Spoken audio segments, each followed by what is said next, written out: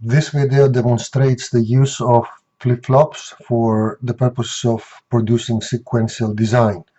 In this example, we're going to use JK and trigger flip-flops, but the method is going to be similar for just about any design of a similar nature. So the system that we're going to target in this example receives only one digital input. It's always coming in sync with a system clock signal.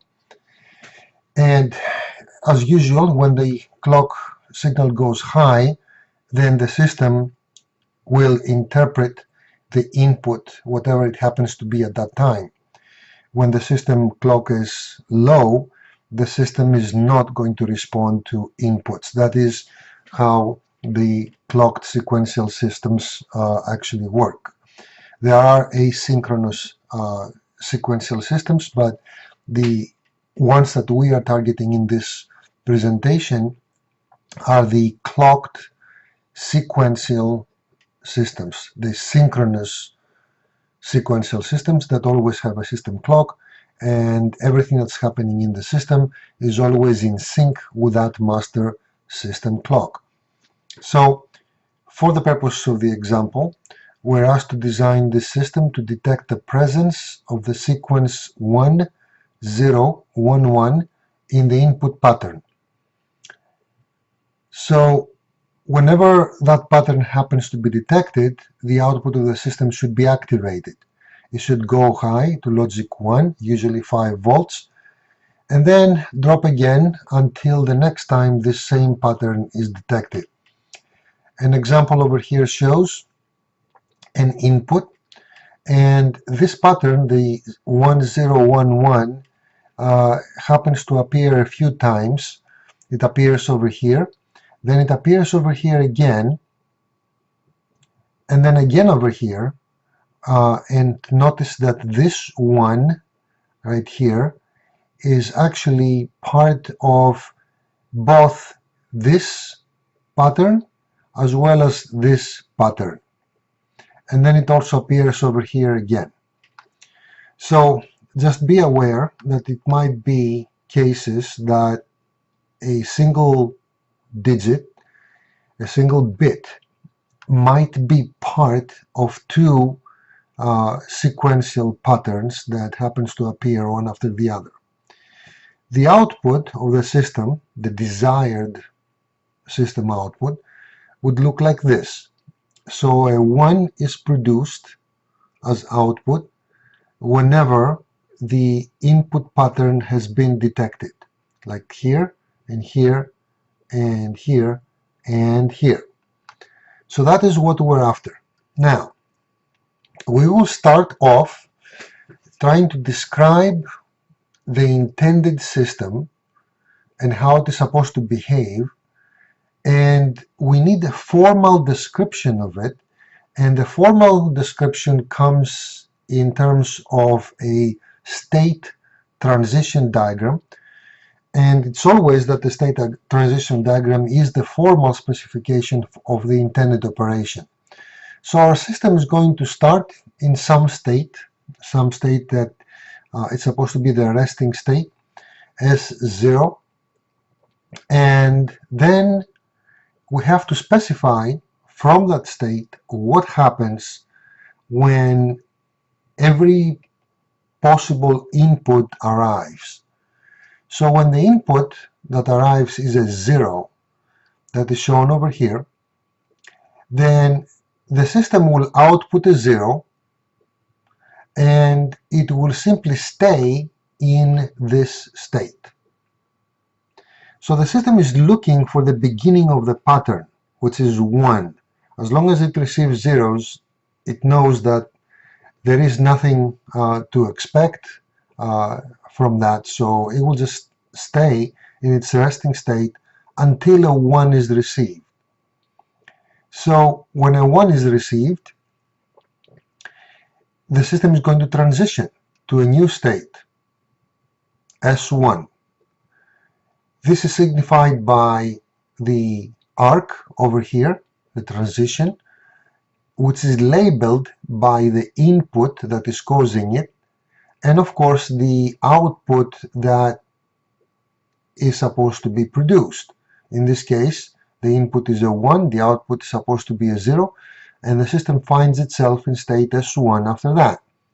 Now this state represents the fact that the first one of the sequence has been detected. So the different states represent the memory of the system as well. So in essence, the transition diagram is going to be an algorithm, but it implicitly describes everything that the system needs to be able to do. So somehow, by being at state 1, by the mere fact that the system finds itself in state S1, it also represents the fact that the first one that the system is looking for has been received. So S1 in this particular case represents a memory of sorts. We will see that playing again soon, but let's continue now. So since we introduced a new state S1, we also need to specify what happens under every possible input from that state. So if we receive another 1, then what happens? If we receive another 1, then that sort of invalidates this one. 1, 1 in the beginning of the pattern is not what we're looking for, but this last one that was received may be the beginning of a proper pattern. So the system should stay in the state S1 that still represents that you have received the first part of the sequence, which is the first one. The output is still 0. Now, if the system receives a 0 from this state, then it has received the second part of what it's expecting to find. It has received a 1 and then a 0 from the pattern 1, 0, 1, 1. So it goes into a new state that represents the fact that the leading 1, 0 of the sequence has been detected. So by the mere fact that the system finds itself in this state represents the fact that it has received a 1, 0. It will not be in this state unless the system has received the part 1, 0 of the pattern that it's looking for.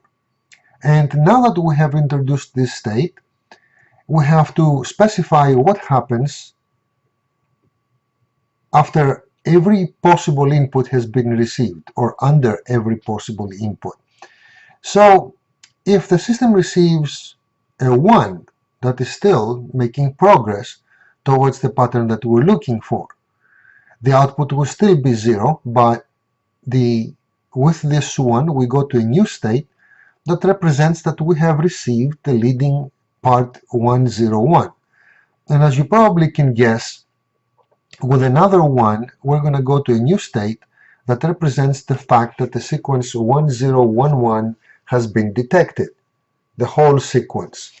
Now this transition is a little bit different than the rest in that the output associated with it is a 1.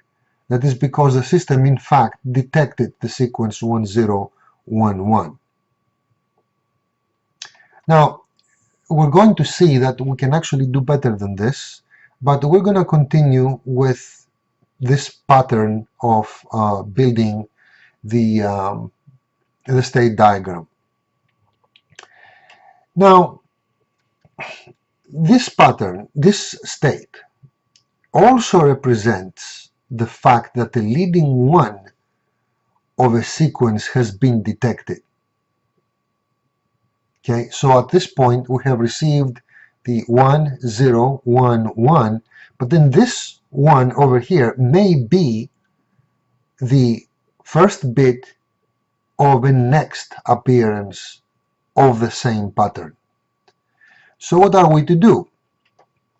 just remember that, and let's just go on and complete the state diagram that we have for now.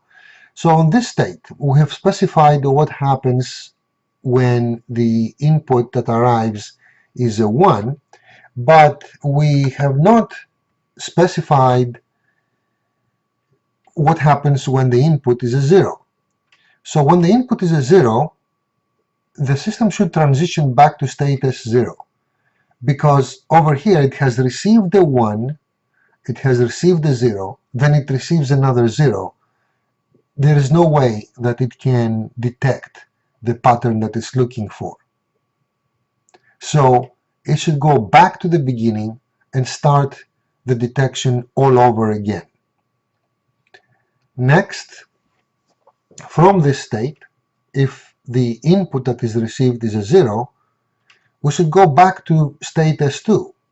Why is that? Because at state S3, we have received a 1, 0, 1, and then we get a 0. So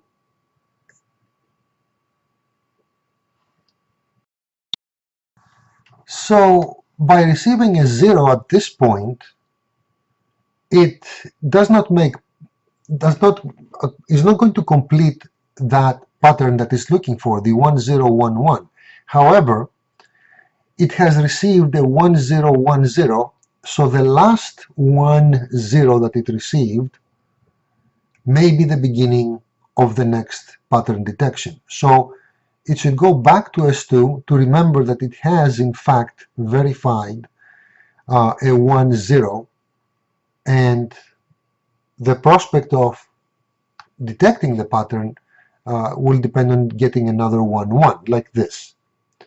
Alright, so this is what the system should do at this point. Next, from state S4, what happens if it receives a 0? If it receives a 0, because this one that it received so far may be the beginning of the next pattern, it should go back to this state, which represents the fact that it has the first 1, 0 part of the pattern that it's looking for. So that then if it receives another 1 and another 1, then it will have detected something. It will have detected that pattern, that is. It will have detected the pattern, and therefore the output should be 1 again. Now, if at this state the system receives a 1, then that last 1 could be the beginning of another pattern detection, and so it should go back to the state that represents the fact that it has received a 1, the first 1, the first bit of the pattern that it's looking for. And this actually completes the design of the state transition diagram, which specifies the operation of the system, how we want the system to operate. Now, there is another way. We can do better. If you look at this state, it's really not necessary. We don't need this state. It is in fact very similar to this state, to state S1. In the jargon of state diagrams, two states are called equivalent when they cannot be practically distinguished for what they do. You cannot tell them apart, in other words. When are they called equivalent? It's when they have the exact same next states under all possible inputs and the exact same outputs. So if you look at state S1, its next state is itself and state S2, under different inputs. But then with S4, you have the exact same next states under the same exact inputs, 1 and 0. So S4 goes to S1 under input 1 and goes to S2 under input 0. Same exact thing that S1 does. It goes to S1 under state input 1 and to S2 under input 0. And they produce the exact same outputs under every possible input. Therefore, this basically says that the state S4 is really no different than state S1. And what state S4 does is the exact thing that state S1 does. So if we are to scrap state S4 and redirect all of the inputs that were going to it, which is actually just this, scrap this one as well and redirect the input to S1, then we are not going to lose anything. And in fact, this is going to be a design that does the exact same thing, but with fewer states. There are algorithms for optimizing state transition diagrams, but that is not our scope here. So this one is the diagram that we're going to work with, and so we're proceeding now to produce the design. The first step in the further design is to translate this state transition diagram, which specifies exactly what the system needs to do, to translate it into a state transition table. So we are going to get a tabular form of the same state transition diagram, and the two formalisms are going to be exactly equivalent in that they both tell you the same thing in just different ways, but they both tell you the same thing. And you can go from one to the other as you like. So over here we have the states S0 through S3. The table shows the current states through S0 through S3. And then it shows the next states under any possible input, and it also shows the output under every possible input. So for example, if the system is at state S2, okay, current state is S2, and the input that it receives is a 1, then the next state is S3. So from S2, with input 1, you go to S3. And so if you are still at S2 and your input is a 0, you go back to S0. So with input 0 from S2, you go to S0. In a similar way, the inputs are specified. Like for example, if you are at state S2 and your input is a 0 or a 1, your outputs are going to be zeros just the same. And your output is going to be 1 if you are at state S3 and your input is a 1, just like as it's shown over here. So with this table, we proceed to encode the states with binary codes. Now remember that with n bits, you can have 2 to the n different codes. So we have 4 states over here, and so we're going to need 2 bits in order to encode all these possible states. So if we designate the 2 bits as A and B, the state table becomes this. So far we have nothing different than what we used to have. It's just that all the states have been encoded with their respective codes, and in this particular case we have chosen to assign the codes to states so that the code represents the index of the state, 0, 1, 2, and 3. You don't have to do it that way. You can actually do assignments as you see fit, and in some cases a different assignment may result in a better circuit or a reduced circuit, not as complicated. But that is another matter, and we're not going to, that's not in our scope right now, so we're not going to deal with it at the moment. So we are going to just continue by doing a random assignment or a logical one, just as this.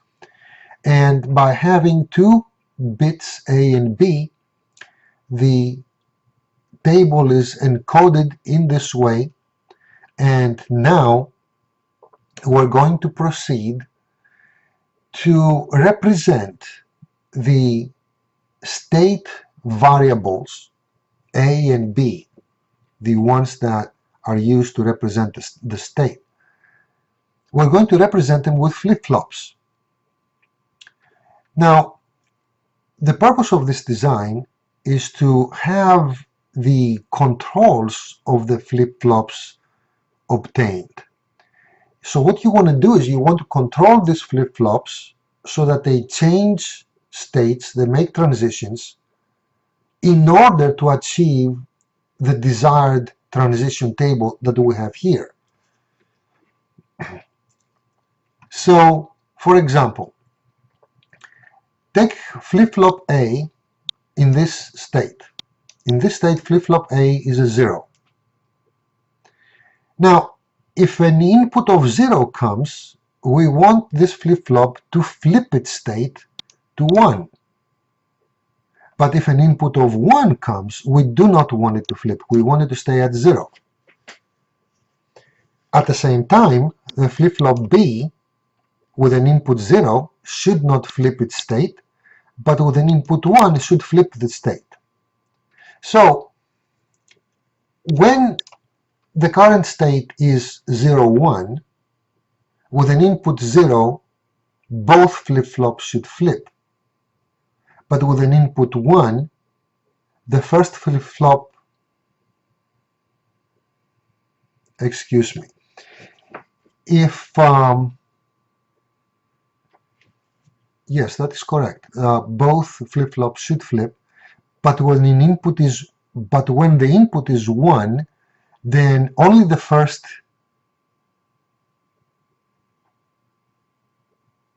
when the input is 1, then they should not change.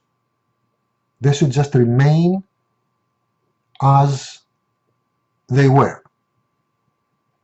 So what we want to do in this case is that in the combination where the current state is 0, 1 and the input is 0, we want to provide controls to both flip-flops so that they both change state.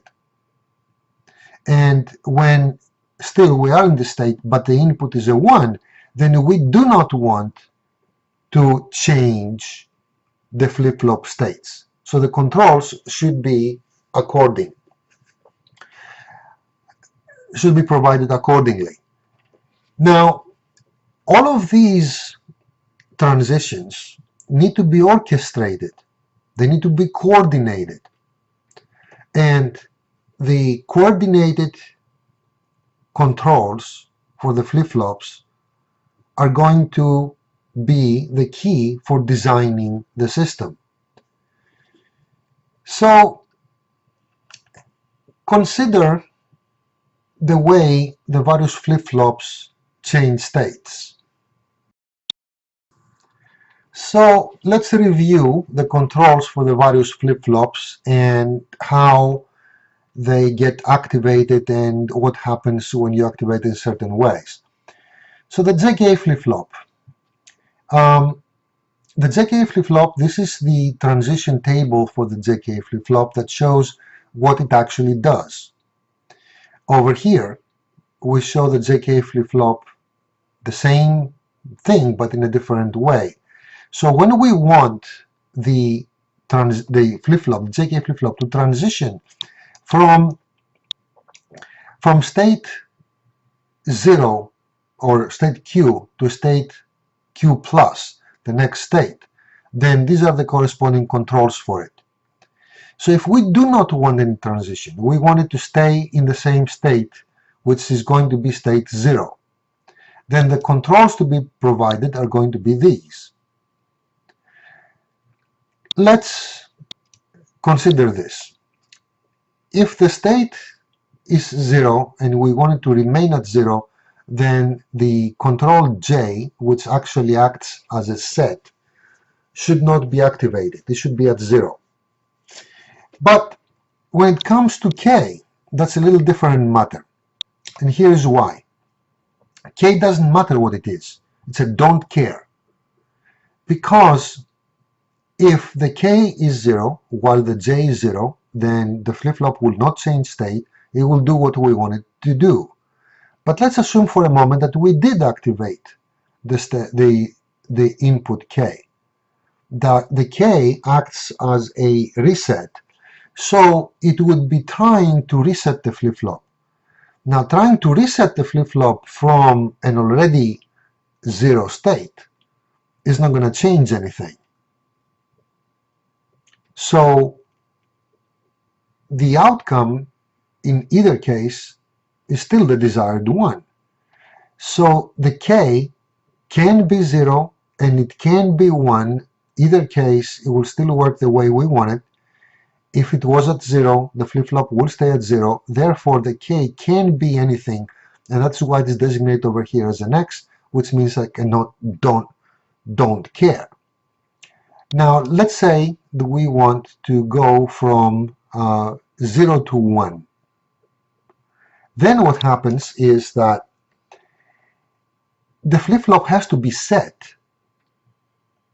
So the J input has to be high. It has to be setting the flip-flop, so it has to be high. Now the K can be anything.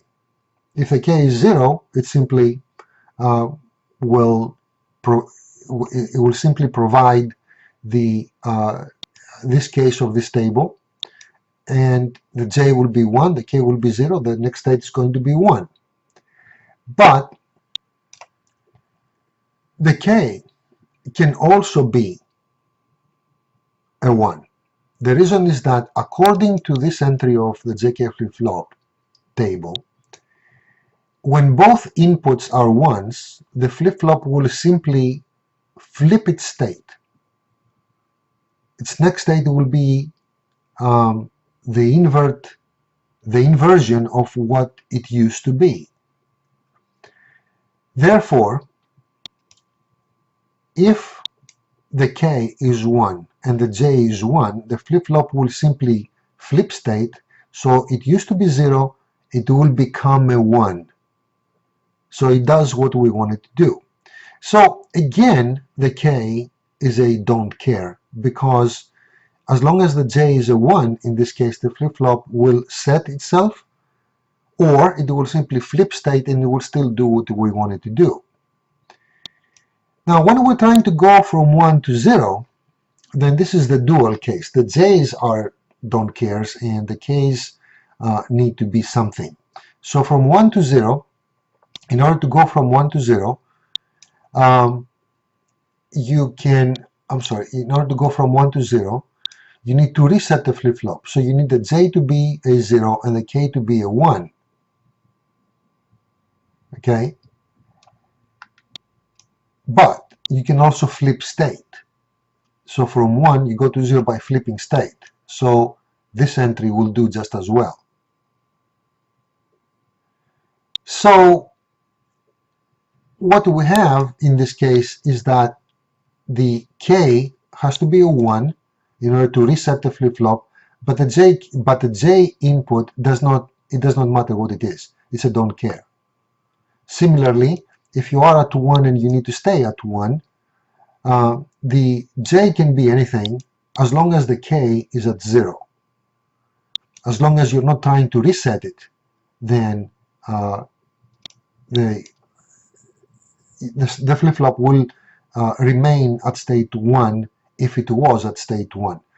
The J input doesn't matter what it is, because It's either 0, in which case it remains where it was, or it's a 1, which is trying to set a flip-flop that is already at state 1.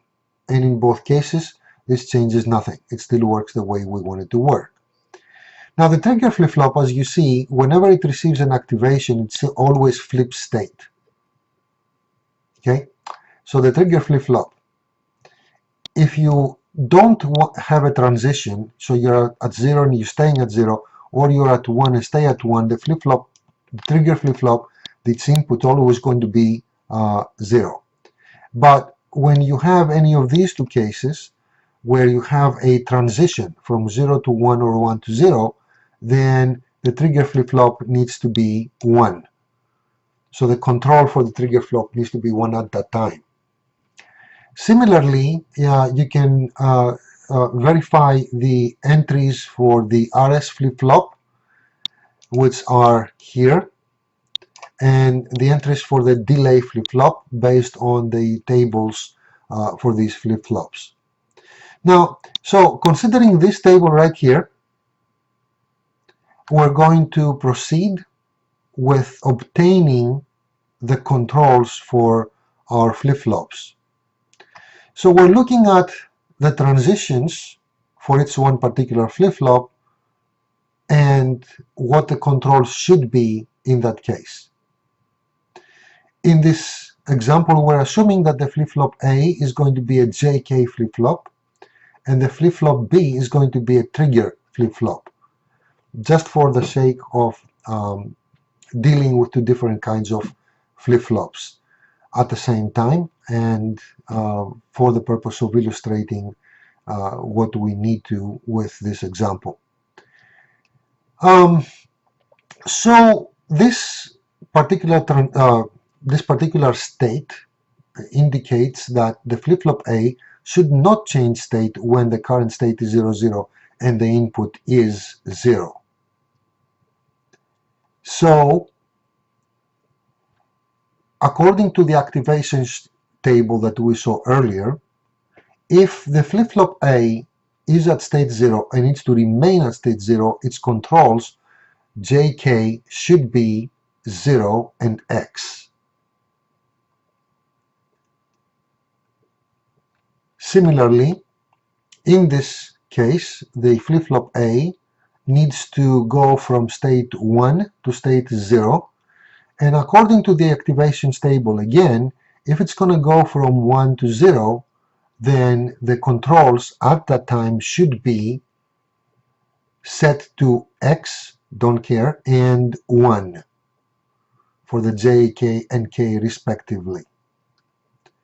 Similarly, the flip-flop B, in this particular case, when the current state is 0, 1, and the input is a 0, then the flip-flop B should flip its state. And according to the activations table, given that we have a trigger flip-flop for the B state variable, or the second bit, then the trigger input should become activated at that particular case. So when the input is 0, 1, when the current state is 0, 1 and the input is 0, since the flip-flop B needs to transition, at that point the T input for the flip-flop B should be active. This case shows the flip-flop B again flipping from state 0 to state 1 when the current state is 0, 0 and the input is a 1. Since it's going from 0 to 1, the control that we need in order for it to go from 0 to 1 is a 1. And again, the T input, the TB input, needs to be set to 1, to active, that is, in order to flip its state. So the table is augmented here to show the activation functions for the flip-flops. I only went through a couple of examples in the previous tables, but we need to consider every possible pair of transition and then record what the various controls should be. So this table here summarizes what the controls for JA, KA, and TB should be. JA is the J input of the flip-flop that represents the state variable A. KA is the K input of the flip-flop A, which represents the state variable A, and TB is the trigger input of the trigger flip-flop that represents the state variable B, or the second bit. Alright, and this is the complete control table that shows all the controls, and also shows the particular outputs that we need to have for every combination of state,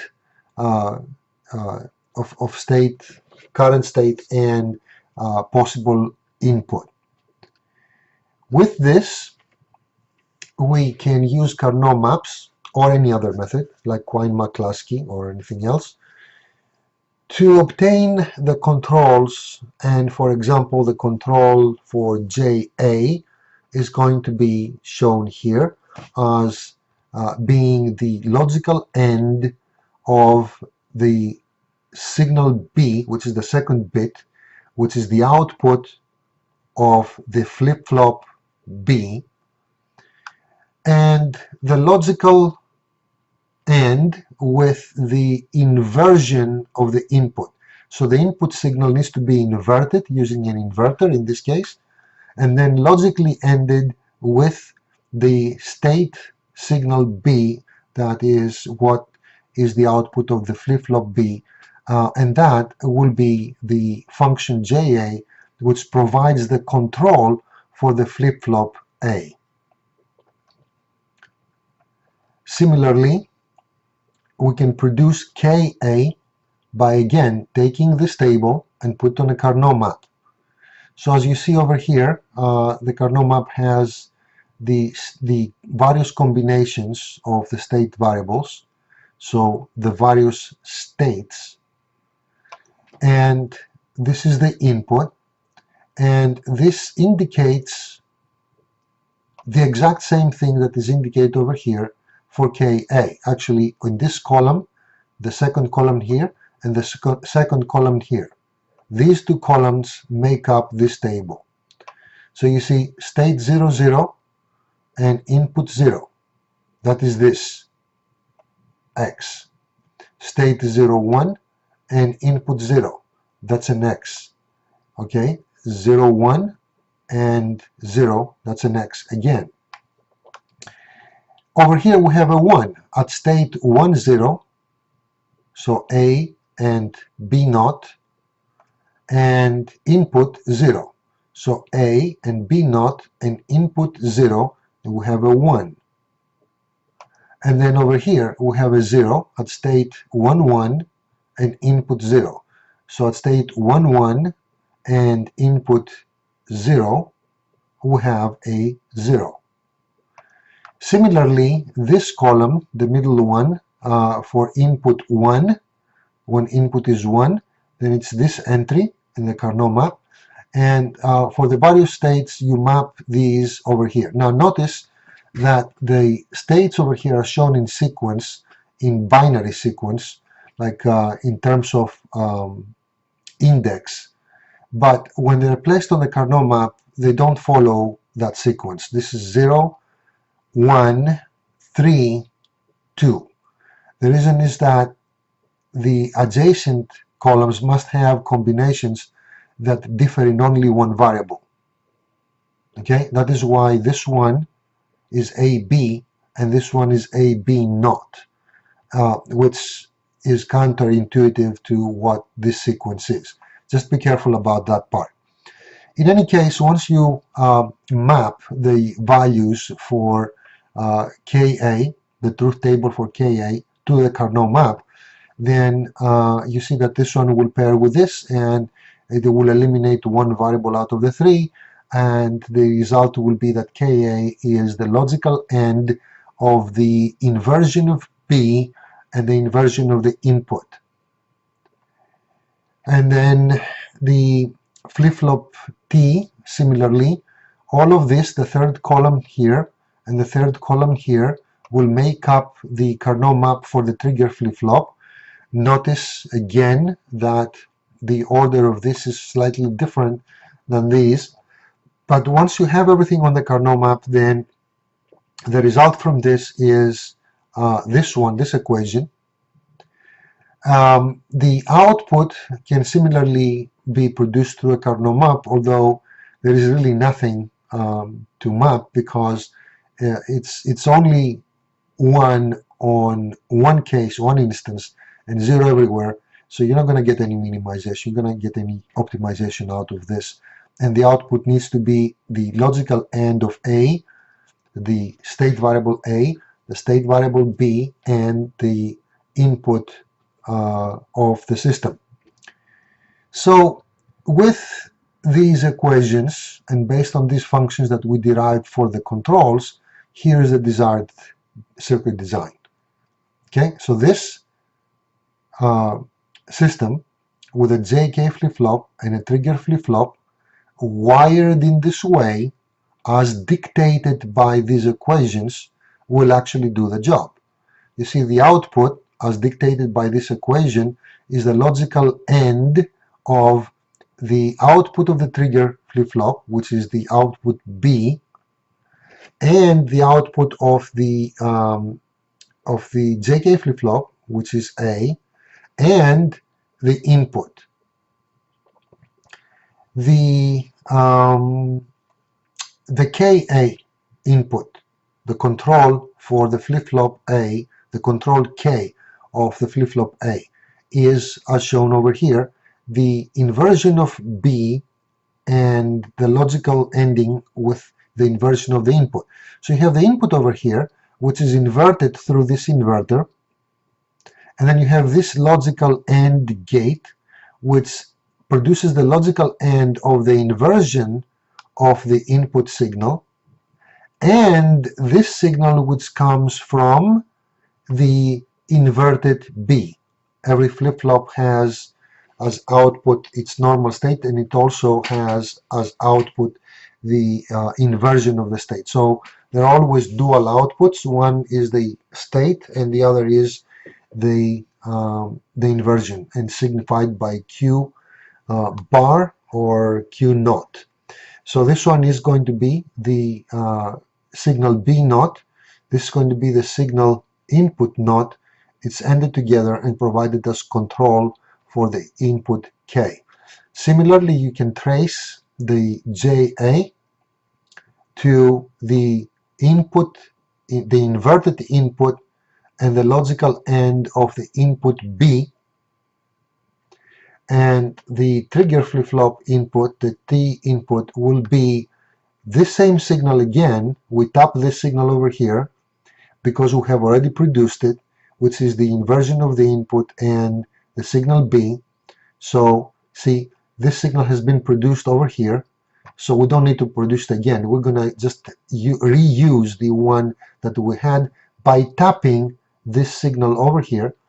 And so the logical OR between that signal and this signal, which is producing the logical AND of the input and the inverted B, will be finally input to the trigger flip to provide the activation function as required to complete the circuit according to what functions we produced. So what happens here now is that whenever this input appears 0, 1, 0, 1, 1, 0, etc., then all of these controls, the J, K, and the T, will be produced to be what is needed in order for the flip-flops to orchestrate their transitions in the way that this system will do exactly the behavior that we wanted it to do. The control inputs, as you see, look at the current state, and depending on what the current state is and what the input is, these controls will control the flip-flops to do the transitions that we want them to do in order to perform the overall function that was the target of the design. And that is the end of this presentation. Thank you for staying with me to the end.